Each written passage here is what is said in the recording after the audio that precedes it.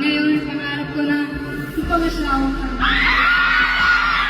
Wait, andito daw yung crush ko. Natutulog to. Oh my God!